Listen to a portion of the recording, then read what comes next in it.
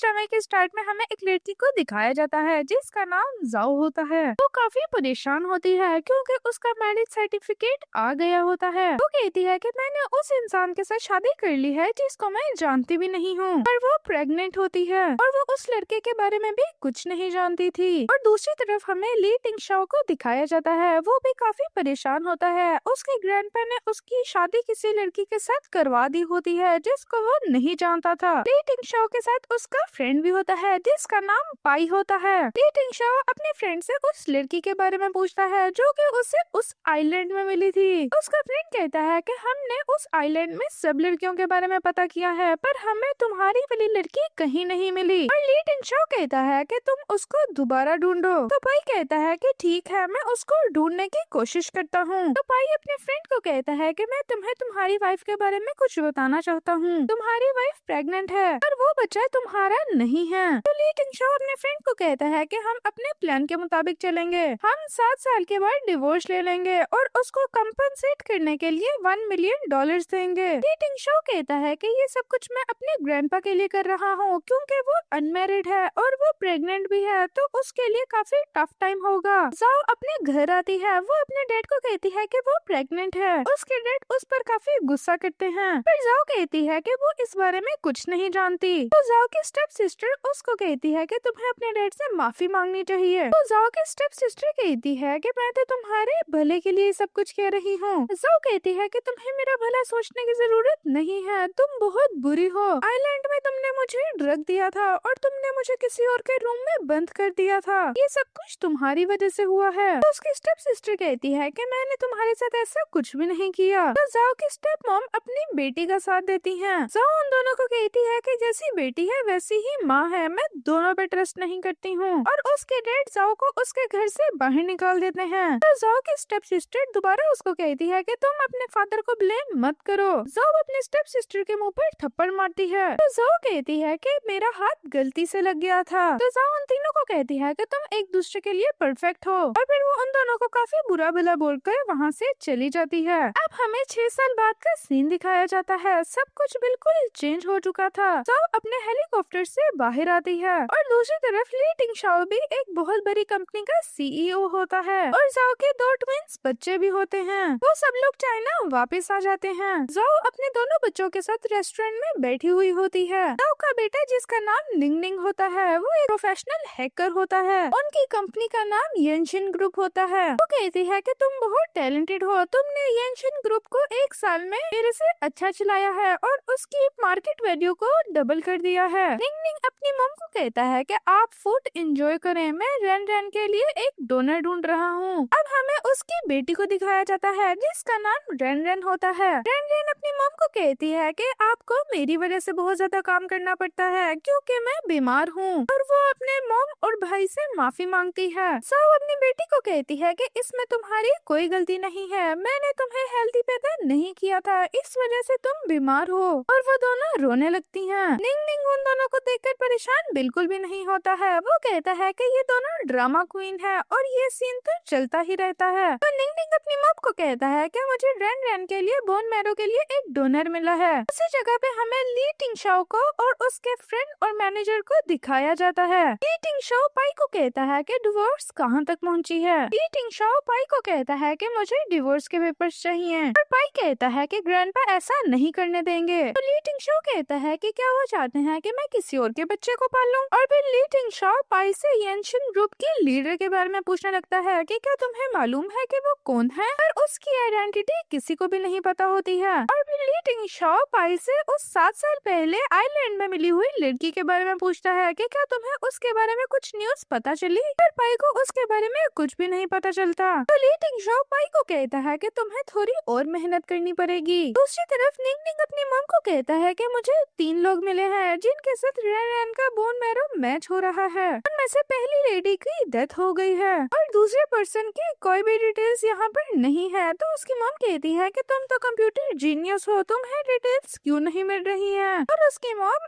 Third person के बारे में पूछती है तो निंग निंग कहता है कि थर्ड पर्सन और कोई नहीं बल्कि ली टिंगशाओ है। तो रेन रेन अपनी मॉम को कहती है कि डॉक्टर जी ने कहा था कि बोन मैरो ट्रांसफर करना बहुत ज्यादा रिस्की है, उसके काफी साइड इफेक्ट्स होते हैं और इंसान मर भी सकता है। फिर जाओ कहती है कि तुम्हें फिक्र करने की जरूरत नहीं है, सब कुछ बिल्कुल ठीक हो जाएगा। ली टिंगशाओ एयरपोर्ट से नीचे आ रहा होता है तो वहाँ पर हमें एक लड़की को दिखाया जाता है जिसका नाम लिन होता है। टिंगशाओ पाई से पूछता है कि ये लड़की यहाँ पर क्या कर रही है। जाओ ली टिंगशाओ को देखकर परेशान हो जाती है और वो कहती है कि ये वही है। निंग निंग अपनी मम को कहता है कि हमें इन्हें किडनैप कर लेना चाहिए और रैन रैन अपने भाई को कहती है कि तुम्हें इतना सच नहीं बोलना चाहिए। तो जाओ रैन रैन के मुंह पर हाथ रख लेती है। जाओ अपने बच्चों को कहती है कि ये तो बहुत अच्छी जिंदगी गुजार रहा है। तो रैन रैन अपनी मॉम को कहती है कि आप इतनी जेलस क्यों हो रही हैं। जाओ अपने बच्चों को कहती है कि हमारी 7 साल से शादी हुई है पर हमने एक दूसरे को भी सही तरह नहीं देखा। ली टिंगशाओ लिन को कहता है कि हम दोनों इतने क्लोज नहीं हैं, तुम यहाँ पर क्या करने आई हो। लिन कहती है कि हम लोग बचपन से साथ हैं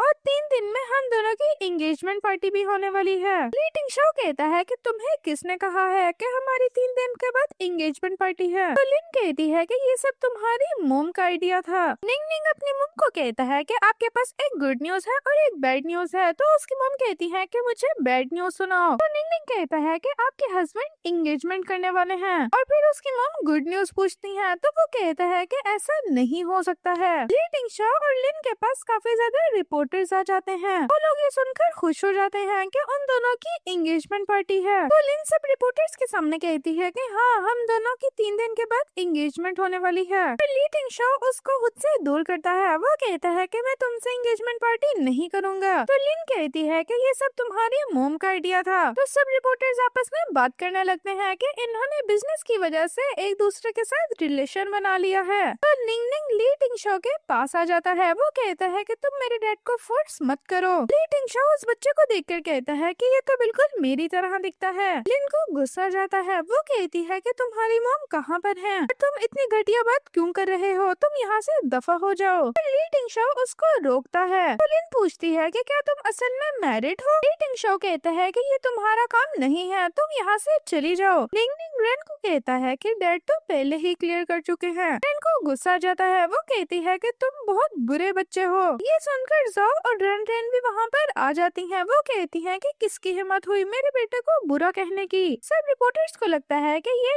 ली टिंगशाओ की वाइफ है और वो उसकी पिक्चर्स क्लिक करने लगते हैं। लिन जाओ को कहती है कि क्या ये घटिया बच्चा तुम्हारा है। ये सुनकर जाओ को गुस्सा जाता है और वो लिन के मुंह पर थप्पड़ मार देती है और फिर वो उसको दोबारा थप्पड़ मारती है। वो कहती है कि जब भी तुम उसके बारे में बुरा कहोगी मैं तुम्हें और थप्पड़ मारूंगी। तो निंग निंग और रेन रेन दोनों ली टिंगशाओ के पास आ जाते हैं। वो उसको डैड डैड कहने लगते हैं। तो वो सोचती है कि क्या इसने मुझे पहचान लिया है। लिन कहती है कि क्या ये सब कुछ सच है। तो ली टिंगशाओ हाँ कहता है पर लिन उसकी बात पर यकीन नहीं करती है। वो कहती है कि तुम दोनों का तो मैरिज सर्टिफिकेट भी नहीं है। तो निंग निंग लिन को कहता है कि मेरे मॉम डैड को आपको अपना मैरिज सर्टिफिकेट दिखाने की क्या जरूरत है, आप तो एक स्ट्रेंजर हो। तो लिन कहती है कि मुझे लगता है कि तुम लोग डर गए हो और फिर लिन कहती है कि मैं इन दोनों बच्चों को संभाल लूंगी, मैं इनकी मोम बन के दिखाऊंगी तुम्हें। तो जाओ कहती है कि क्या तुम्हारा दिमाग खराब हो गया है। तो ली टिंगशाओ अपना मैरिज सर्टिफिकेट लिन को दिखाता है। लिन कहती है कि मुझे लगता है कि ये लड़की तुम्हारे पास पैसों की वजह से आई है। तो फिर वो जाओ को कहती है कि तुम्हें कितने पैसे चाहिए। जाओ कहती है कि मुझे पैसों का कोई लालच नहीं है। जाओ यंशन ग्रुप की सीईओ थी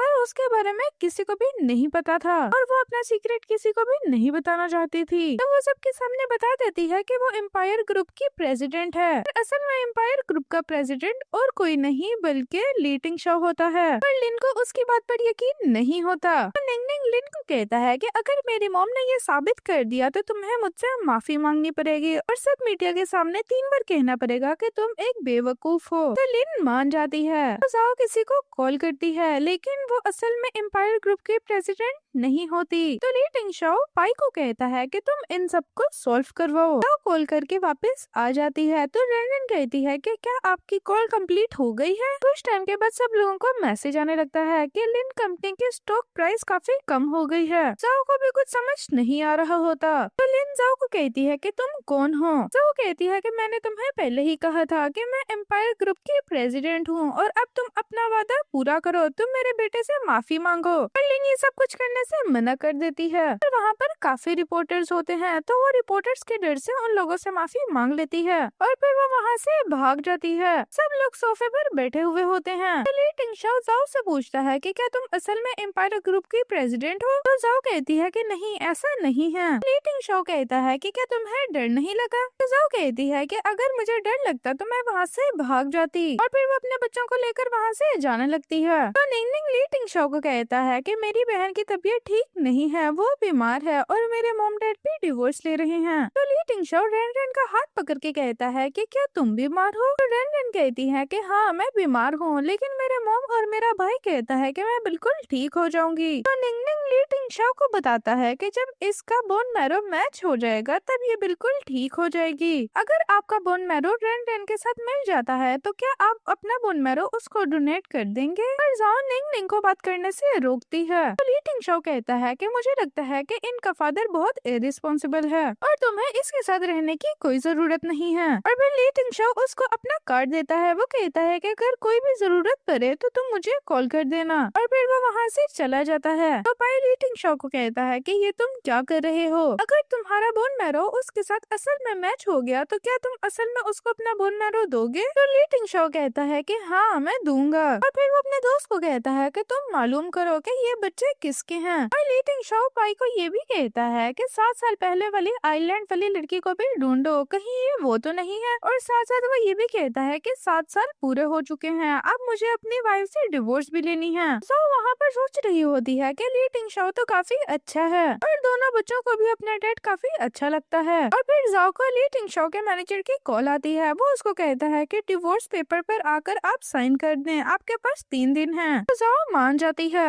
ली टिंगशाओ को अपनी वाइफ का नाम भी नहीं पता होता है और उसने आज तक अपना मैरिज सर्टिफिकेट कभी खोल के भी नहीं देखा था। बस उसकी शादी उसके ग्रैंडपा ने करवा दी थी जो कि एक फोर्स मैरिज थी। जाओ और उसके बच्चों को एयरपोर्ट पे डॉक्टर जी लेने के लिए आया हुआ होता है, जिसको ली टिंगशाओ भी देख लेता है और वो काफी जेलस फील करता है। जाते हुए निंगनिंग और रेन रेन ली टिंगशाओ को बाय बाय कहते हैं और वो काफी खुश होते हैं। अब सीन चेंज होता है, वो सब लोग एक होटल में आ जाते हैं। तो जाओ डॉक्टर जी से बात कर रही होती है। वो कहती है कि क्या रेन रेन को हॉस्पिटल में एडमिट होना पड़ेगा। और डॉक्टर कहता है कि नहीं, उसको हॉस्पिटल में एडमिट होने की जरूरत नहीं है। अगर उसका बोन मैरो किसी से भी मैच हो जाता है तो हम उसको हॉस्पिटल में बुला लेंगे। तो डॉक्टर जी जाओ से कहता है कि 2 साल से मैं तुम लोगों का अपना फैमिली जैसे ख्याल रख रहा हूँ, क्या तुम मुझे एक चांस दोगी। पर जाओ डॉक्टर जी को कहती है कि तुम जानते हो कि मैं पहले से ही शादीशुदा हूँ। निंगनिंग और रेन रेन आपस में बात कर रहे होते हैं। निंगनिंग रेन रेन को बता रहा होता है कि तुम्हें मालूम है कि ली टिंगशाओ हमारे असल डैड हैं। और रेन रेन कहती है कि हमारे पास इस बारे में कोई प्रूफ नहीं है। तो निंगनिंग कहता है कि हम दोनों बिल्कुल उनकी तरह दिखते हैं। तो निंगनिंग सोचता है कि वो डीएनए टेस्ट करवाएगा।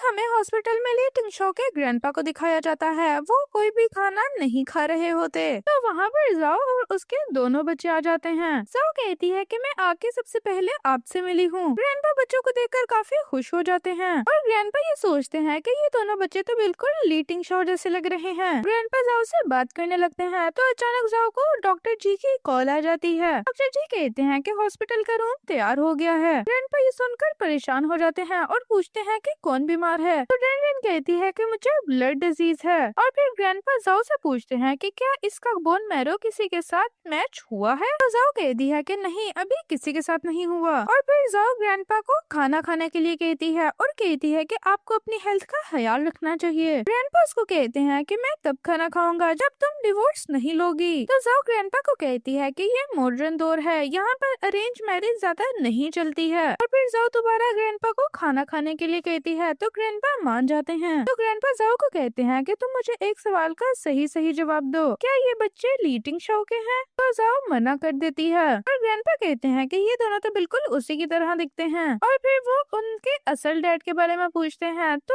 जाओ को भी उसके बारे में नहीं पता होता, तो वो बताती है कि इनके डैड यहाँ से चले गए हैं। उसके बाद वो सब लोग वहाँ से चले जाते हैं। वो लोग अभी हॉस्पिटल से बाहर ही जा रहे होते हैं कि अचानक ली टिंग शो वहाँ पर आ जाता है। तो दोनों बच्चे ली टिंग शो की गोद में आ जाते हैं। रेन ली टिंग शो से पूछती है कि आप यहाँ पर क्या कर रहे हैं? तो ली टिंग शो बताता है कि यहाँ पर मैं अपने ग्रैंडपा से मिलने के लिए आया हूँ। रेन कहती है कि हम लोग तो एक दूसरे से काफी ज्यादा कनेक्टेड हैं, हम भी यहाँ पर ग्रैंडपा से मिलने आए थे। तो ली टिंग शो जाओ से पूछता है कि क्या रेन का कोई मैच मिला है? तो रेन कहती है कि हाँ कोई मिला है। रेन जब ली टिंग शो की गोद में होती है तो वो ली टिंग शो का एक बाल उतार लेती है और उसका डीएनए टेस्ट करवाते हैं। ली टिंग शो अपने ग्रैंडपा से मिलने आता है। ग्रैंडपा उससे काफी नाराज होते हैं। ग्रैंडपा उसको कहते हैं कि अगर तुमने जाओ से डिवोर्स ली तो मैं तुम्हें डिसऑन कर दूंगा। पर ली टिंग शो कहता है कि मैं किसी और के बच्चों को क्यों पालूं? पर ग्रैंडपा उसकी कोई भी बात नहीं सुनते। वो कहते हैं कि जब तक मैं जिंदा हूँ तुम उसको डिवोर्स नहीं दे सकते हो।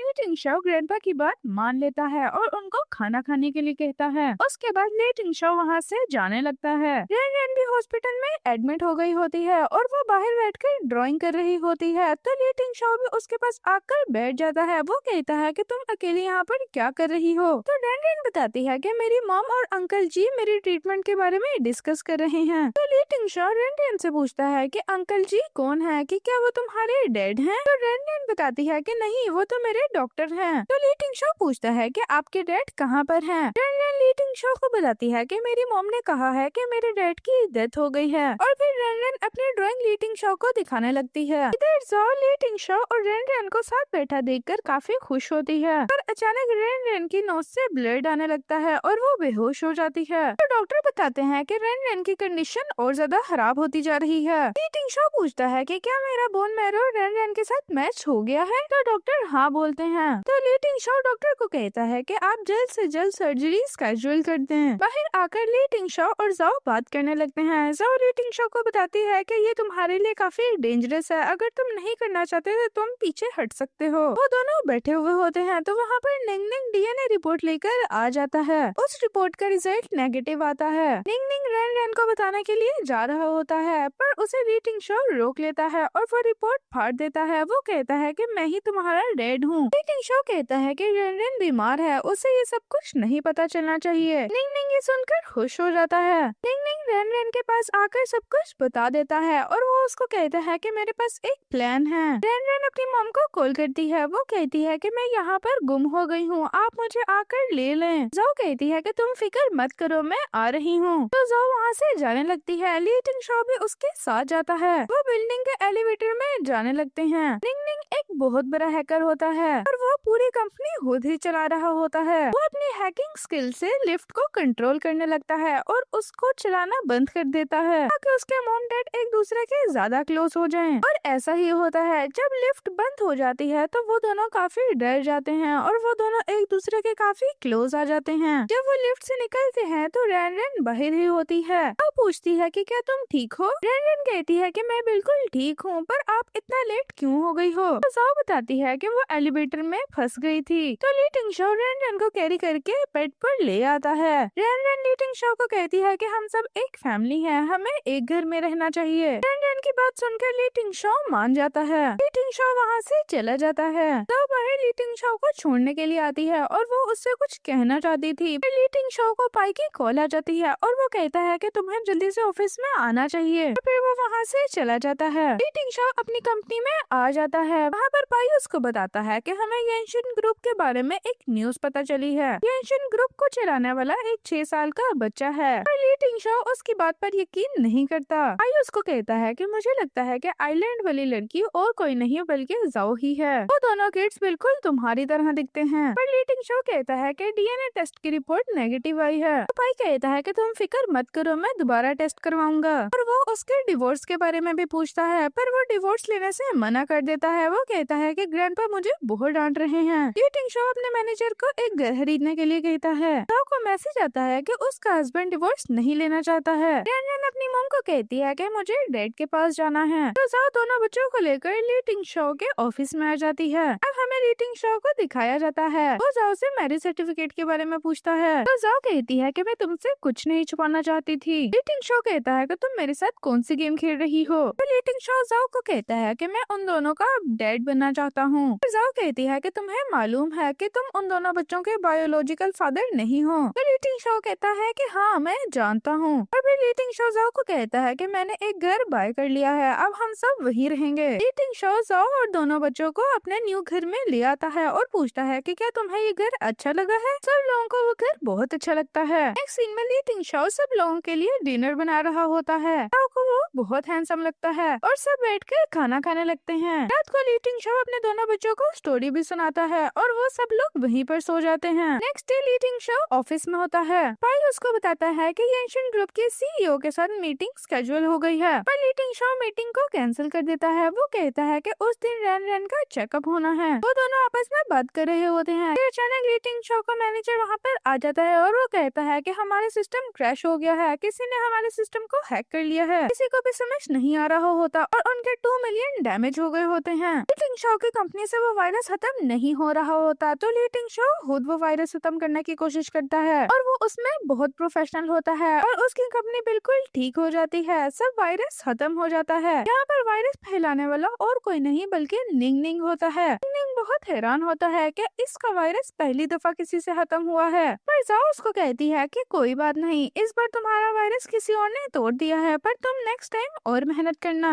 उसके बाद लीटिंग शो हॉस्पिटल में आ जाता है। ग्रैंडपा भी उसी हॉस्पिटल में होते हैं। जाओ को ऑफिस में मीटिंग अटेंड करनी होती है, तो वो लीटिंग शो को कहती है कि तुम बच्चों का ख्याल रखना, मुझे एक मीटिंग पे जाना है। और फिर वो वहाँ से चली जाती है। ग्रैंडपा लीटिंग शो को कहते हैं कि अब तुम्हें बच्चों का ख्याल रखना है और तुम कोशिश करना कि जाओ को कोई भी परेशान ना करे। तो निंग निंग बताता है कि एक बैड गाय हमारी कंपनी को बहुत परेशान कर रहा है। तो ग्रैंडपा पूछते हैं कि वो कौन है जो तुम्हारी मम को बुली कर रहा है। तो निंग निंग बताता है कि हमें उस पर्सन के बारे में नहीं पता, वो एक मिस्टीरियस पर्सन है। तो निंग निंग कहता है कि हमें उसकी पब्लिक आइडेंटिटी पता है, वो मर्चेंट ग्रुप का सीईओ है। ग्रैंडपा को पता होता है कि मर्चेंट ग्रुप का सीईओ लीटिंग शो है, तो वो लीटिंग शो को मारने लगते हैं। वो कहते हैं कि तुम अपनी वाइफ को कैसे बुली कर सकते हो। तो लीटिंग शो दोनों बच्चों को कहता है कि क्या तुम लोग मुझसे कुछ छुपा रहे हो। तो निंग निंग अपने डैड को कहता है कि मेरी मॉम एशियन ग्रुप की प्रेसिडेंट है और मेरी मॉम ने कहा था कि हमें अपने पैसों के बारे में कभी किसी को नहीं बताना है। लीटिंग शो निंग निंग को कहता है कि कुछ दिनों पहले जो एम्पायर ग्रुप पे अटैक हुआ था कि क्या वो तुमने किया था। तो निंग निंग कहता है कि आपको कैसे पता। लीटिंग शो उसको अपना कार्ड देता है और वो कहता है कि तुम्हारे डैड ही मर्चेंट ग्रुप का सीईओ है। तो कंपनी में एम्पायर ग्रुप के सीईओ से मिलने के लिए जाती है। लीटिंग शो भी वहाँ पर आ जाता है और वो उसको बताता है कि मर्चेंट ग्रुप का सीईओ पाईओ नहीं बल्कि मैं हूँ। तो ये सब कुछ सुनकर बहुत हैरान हो जाती है। नेक्स्ट डे लीटिंग शो ने रेन को अपना बोन मैरो देना था और आज उसका दिन आ गया था और ट्रांसप्लांट कंप्लीट हो गया था। किसी को भी कोई डैमेज नहीं हुआ था। पाई और निंग निंग मिलकर दोबारा डीएनए टेस्ट करवाते हैं और वो रिपोर्ट पॉजिटिव आती है, तो मालूम होता है कि ये दोनों लीटिंग शो के ही बच्चे हैं। अब ये फैमिली एक हैप्पी फैमिली हो जाती है। तो लीटिंग शो का बहुत ख्याल रख रही होती है और उसको टाइम पर खाना दे रही होती है। वो कहती है कि तुम्हें अपना ज्यादा से ज्यादा ख्याल रखना है क्योंकि तुमने अपना बोन मैरो ट्रांसफर किया है। अगर तुम अपनी केयर सही से नहीं करोगे तो तुम्हें प्रॉब्लम हो सकती है। और फिर वो फैमिली कंप्लीट हो जाती है और वो एक हैप्पी फैमिली हो जाती है। इसी के साथ ये ड्रामा खत्म होता है। अगर आपको ऐसे और ड्रामास देखने हैं तो हमारी वीडियो को लाइक कीजिए और हमारे चैनल को सब्सक्राइब कीजिए। मिलते हैं नेक्स्ट ड्रामा के साथ। Bye bye.